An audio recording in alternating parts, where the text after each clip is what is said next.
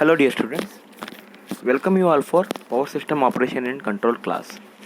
In the previous class, we have seen the AGC, that is Automatic Generation and Control, where two different loops of the automatic generation or basic generator control loops of automatic voltage regulator as well as automatic load frequency control, which is called as AGC. We have seen how it acts, and we concluded that the reactive power changes is makes the changes in voltage, and the real power changes which makes in the frequency, or vice versa. So different nomenclatures means commonly used terms in the AGC we are seeing.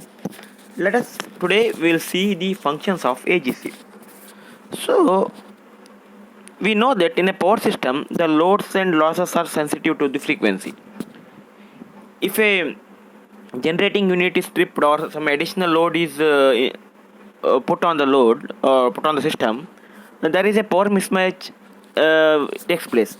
Initially this power mismatch is compensated by extracting the kinetic energy from the system inertial storage causing a decline in the system frequency. Means here initially whatever the mismatch is taking place because of the any unit trip or any sudden increase of a load, this is compensated with the kinetic energy which is there in the system, and which makes the frequency to decline. As the frequency decreases, the power taken by the loads is also decreases. So equilibrium in a larger system is generally obtained when the reduction in the frequency. Sensitive to load balance, the output the tripped generator on the load increases to a new frequency. If equilibrium is reached is less than 2 in this case. If the mismatch is large, the governor reaction has to increase the generation of the unit such that equilibrium has to reach it. When the reduction in the power taken by the loads plus the increase in generation makes up for the mismatch, such equilibrium is reached to 10 to 15 after tripping a unit or a connection of additional load. So some of the requirement of AGC we should have to ensure. That is, the first one is the frequency of the various bus voltage are maintained at the scheduled frequency. Second one is that the tiled power flows are maintained with the scheduled levels. And third one is the total power shared by all generators is economically. Here first two things are deals with the ALFC or AGC, and third one is with the economic dispatch. Apart from this, we should have to know that for yield generation is trend acceptably matching the trend required to serve the changing load at the scheduled frequency or over the selected time. Schedule generation to accumulate lower fuel cost over the selected time frame, which includes the recognizing the desirable and undesirable generation ranges in different units and avoiding sustained operation in these ranges, and maintain a sufficient level of reserved control range and sufficient level of control rate. Operate the system with the high security margins. Provide timely recommendation for changing the outputs of unit which are manually controlled, and provide a meaningful alarms such a display in control center for deviation for desired generation unit not responding to AGC control signal, anticipated future generation, etc. These are the things is additionally we need the requirement after the first three. Now the design of the AGCs depends upon the way the units respond to AGC signal.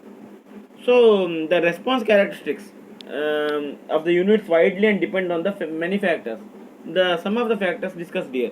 The first one is the generating unit, like fossil fired, nuclear, hydro, combined cycle, etc. What is the type of generating unit it is?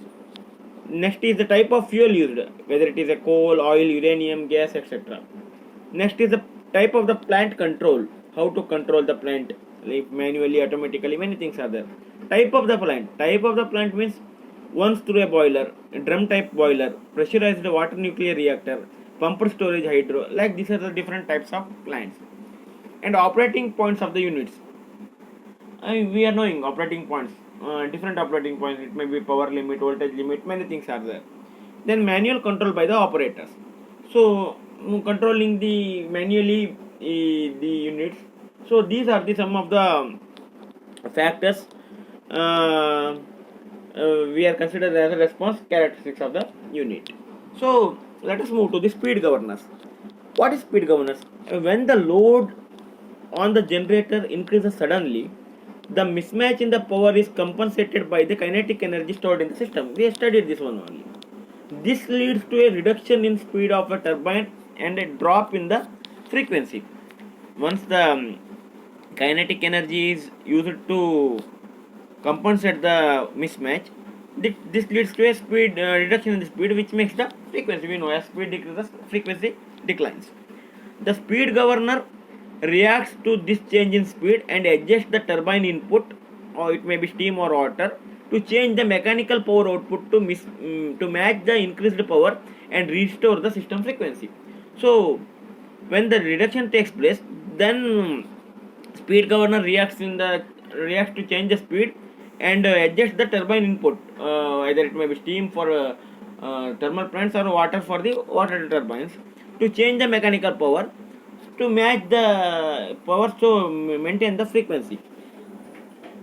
In steam turbine, governor controlled valves control the power input to the turbine are actuated by the speed governor. In hydro turbine, governor controlled gates control the power input to the turbine.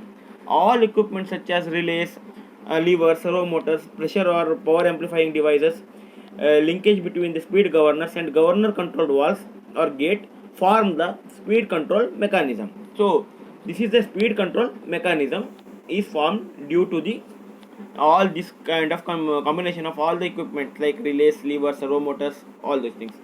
So here the main thing is what, steam turbine is the governor controlled valves, and in water turbine it is controlled gates. Okay, now we will see the general governor operation, how a general governor operation is done. General governor operation is done, so speed governors are vary prime mover output automatically for changes in the system speed. The governor system controls the power applied to the prime mover shaft either to control the speed or the generator output.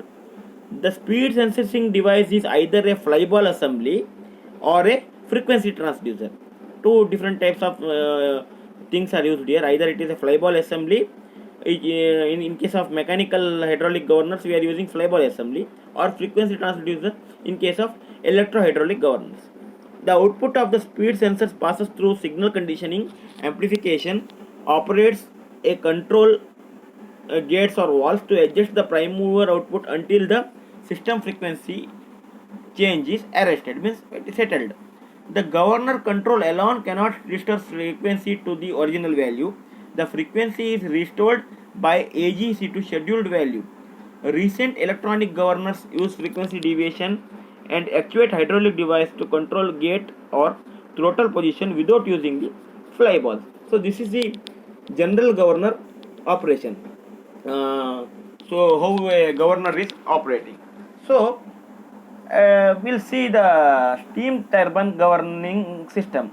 You can see this figure, how a steam turbine governing system works.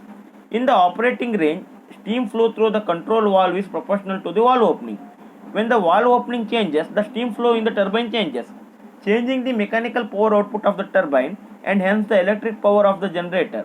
The rate of speed change depends on the inertia of the entire rotor system. When the turbine generator unit is being started, the governing system controls the speed by regulating the steam flow. After the unit has been synchronized to grid, the governor increases the output load the unit. So by referring this figure, we can see that valve output can be changed by changing the reference point or by changing the speed, with the reference speed remaining the same. This is the primary regulation or simply governor control. The secondary regulation changes the reference setting by using the load frequency control. So this is the basic one. We can see the stop valve and control valve there. Speed governing system is there. Speed reference is given. Here you can see both the things are sensed here. Power PG is also sensed. Steam speed is also sensed. If it is set speed reference speed with the speed, if any mismatch is there, then they will give the control valve either to increase the steam or to decrease the steam. Same thing till PG is matched. So this is the common steam turbine governing system. So you have a glance on it. So in the next class, let us go with the conventional governor, how it works and all. So for the time being, you just study about this general governor operation, steam governing system, and what are the different functions of AGC. Okay, if you find any doubts, you can ask me through call. Okay, thank you.